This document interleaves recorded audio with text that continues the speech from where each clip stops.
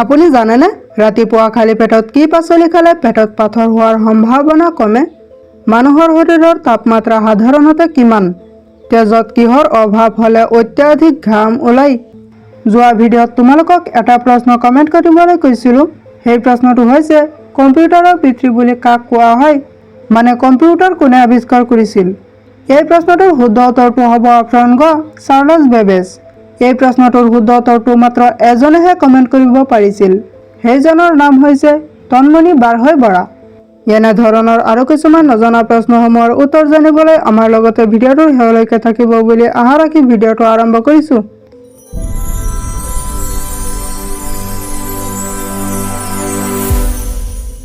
আজিৰ প্ৰথম প্ৰশ্নটো হৈছে আদৰ ৰস চাহ বনাই খালে কোনটো বেমাৰ নিৰাময় হয়? অপশ্যনসমূহ হৈছে ক পেটৰ বিষ, খ ডায়েৰিয়া, গ কঁকালৰ বিষ, ঘ ডিঙিৰ বিষ।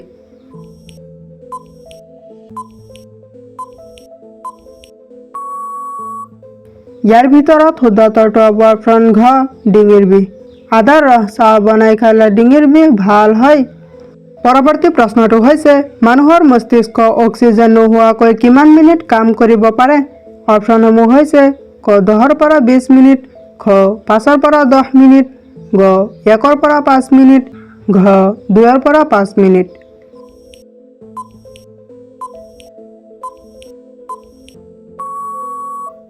ইয়াৰ ভিতৰত শুদ্ধ উত্তৰটো হ'ব অপশ্যন খ 5ৰ পৰা 10 মিনিট। মানুহৰ মস্তিষ্ক অক্সিজেন নোহোৱাকৈ 5ৰ পৰা 10 মিনিট কাম কৰিব পাৰে। পৰৱৰ্তী প্ৰশ্নটো হৈছে প্লাষ্টিক বটল পচিবলৈ কিমান বছৰ সময় লাগে? অপশ্যনসমূহ হৈছে ক 250 বছৰ, খ 300 বছৰ, গ 400 বছৰ, ঘ 500 বছৰ।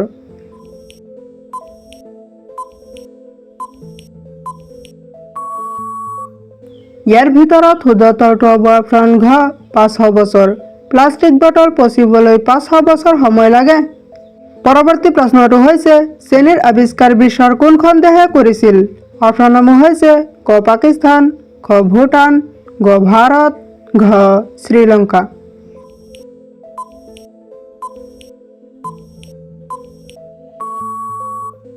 ইয়াৰ ভিতৰত শুদ্ধ উত্তৰটো হ'ব অপশ্যন গ ভাৰত। চেনিৰ আৱিষ্কাৰ ভাৰত দেশত হৈছিল। পৰৱৰ্তী প্ৰশ্নটো হৈছে মেগী খালে শৰীৰত কোনটো ৰোগ হয়? অপশ্যনসমূহ হৈছে ক চুলি সৰা, খ ৰক্তহীনতা, গ অন্ধতা, ঘ টাইফয়েড।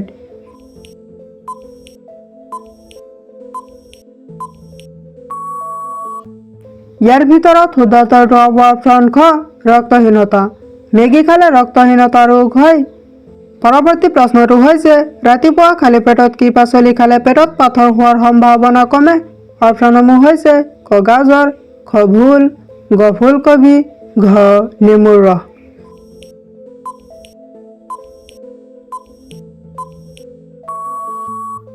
ইয়াৰ ভিতৰত শুদ্ধ উত্তৰটো হ'ব অপশ্যন ঘ নেমুৰ ৰস। পৰৱৰ্তী প্ৰশ্নটো হৈছে পৃথিৱীৰ আটাইতকৈ সুৰক্ষিত দেশ কোনখন? অপশ্যনসমূহ হৈছে ক আইচলেণ্ড, খ চীন, গ জাপান, ঘ উত্তৰ কোৰিয়া।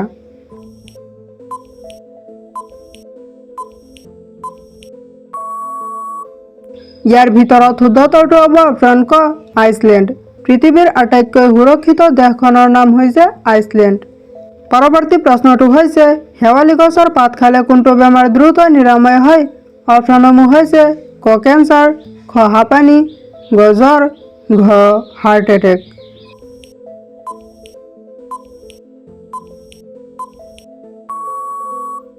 ইয়াৰ ভিতৰত শুদ্ধ উত্তৰটো হ'ব অপশ্যন গ জ্বৰ। পৰৱৰ্তী প্ৰশ্নটো হৈছে লং খালে কি গুৰুতৰ ৰোগ আৰোগ্য হ'ব পাৰে? অপশ্যনসমূহ হৈছে ক ডায়েবেটিছ, খ ডিঙি বিষ, গ হৃদৰোগ, ঘ হাঁপানি।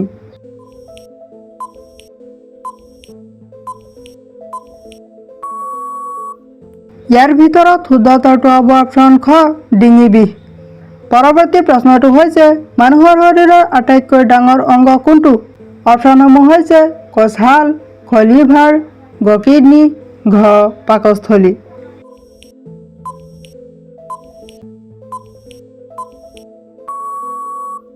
ইয়াৰ ভিতৰত শুদ্ধ উত্তৰটো হ'ব অপশ্যন ক ছাল। মানুহৰ শৰীৰৰ আটাইতকৈ ডাঙৰ অংগটো হৈছে ছাল। পৰৱৰ্তী প্ৰশ্নটো হৈছে মানুহৰ শৰীৰৰ তাপমাত্ৰা সাধাৰণতে কিমান? অপশ্যনসমূহ হৈছে ক 58.6 ডিগ্ৰী ফাৰেনহাইট, খ 78.6 ডিগ্ৰী ফাৰেনহাইট, গ 88.6 ডিগ্ৰী ফাৰেনহাইট, ঘ 98.6 ডিগ্ৰী ফাৰেনহাইট।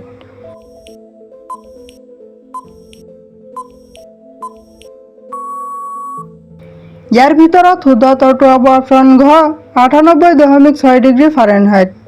পৰৱৰ্তী প্ৰশ্নটো হৈছে শৰীৰৰ কোনটো অংগে পিত্তৰ ৰস উৎপাদন কৰে? অপশ্যনসমূহ হৈছে ক বৃক্ক, খ যকৃত, গ হাড়, ঘ হাৰ্ট।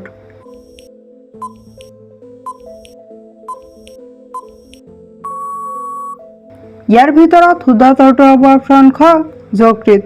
শৰীৰৰ যকৃত নামৰ অংগে পিত্তৰ ৰস উৎপাদন কৰে। পৰৱৰ্তী প্ৰশ্নটো হৈছে শৰীৰৰ কোনটো অংগই খাদ্য পাচন আৰম্ভ কৰে? অপশ্যনসমূহ হৈছে ক মুখ, খ হাৰ্ট, গ বৃক্ক, ঘ যকৃত।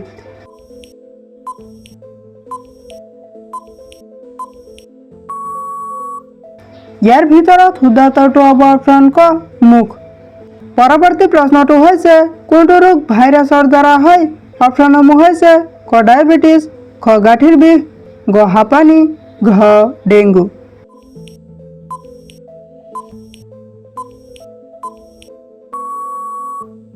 ইয়াৰ ভিতৰত শুদ্ধ উত্তৰটো হ'ব অপশ্যন ঘ ডেংগু।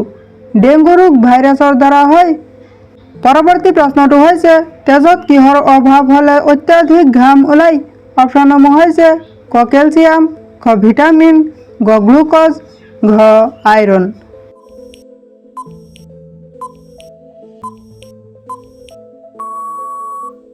ইয়াৰ ভিতৰত শুদ্ধ উত্তৰটো হ'ব অপশ্যন গ গ্লুক'জ। পৰৱৰ্তী প্ৰশ্নটো হৈছে 1 মিলিয়ন টকাত কিমান লাখ টকা হ'ব? অপশ্যনসমূহ হৈছে ক 5 লাখ টকা, খ 8 লাখ টকা, গ 10 লাখ টকা, ঘ 12 লাখ টকা।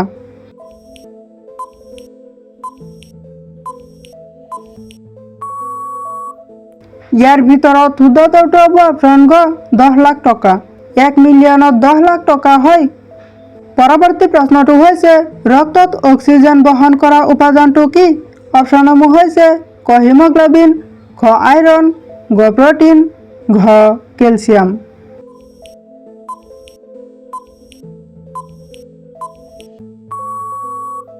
ইয়াৰ ভিতৰত শুদ্ধ উত্তৰটো হ'ব অপশ্যন ক হিমোগ্লোবিন। ৰক্তত অক্সিজেন বহন কৰা উপাদানটো হৈছে হিমোগ্লোবিন। পৰৱৰ্তী প্ৰশ্নটো হৈছে মানুহৰ শৰীৰৰ আটাইতকৈ ডাঙৰ গ্ৰন্থি কোনটো? অপশ্যনসমূহ হৈছে ক যৌন গ্ৰন্থি, গ অগ্নাশয়, গ যকৃত, ঘ থাইৰয়ড গ্ৰন্থি।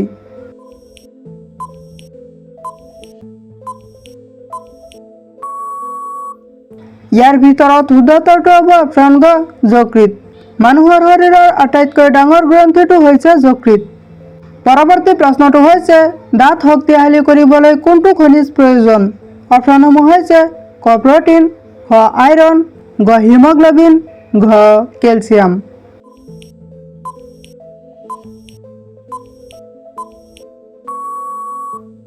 ইয়াৰ ভিতৰত শুদ্ধ উত্তৰটো হ'ব অপশ্যন ঘ কেলছিয়াম। আজিৰ একেবাৰে শেষৰ প্ৰশ্নটো হৈছে প্ৰাপ্তবয়স্ক মানুহৰ কিমানটা দাঁত থাকে? অপশ্যনসমূহ হৈছে ক 30টা, খ 32টা, গ 38টা, ঘ 35টা। ইয়াৰ শুদ্ধ উত্তৰটো আপোনালোকে কমেণ্টত দিবলৈ যত্ন কৰিব। ভিডিঅ'টো শেষলৈকে দেখাৰ বাবে ধন্যবাদ। যদি ভিডিঅ'টো ভাল লাগিছে তেনেহ'লে এটা লাইক কৰি দিব আৰু যদি এনেকুৱা ধৰণৰ আৰু কিছুমান নজনা প্ৰশ্নসমূহৰ উত্তৰ জানিব বিচাৰে তেনেহ'লে আমাৰ চেনেলটো ছাবস্ক্ৰাইব কৰি ৰাখিব। Thank U.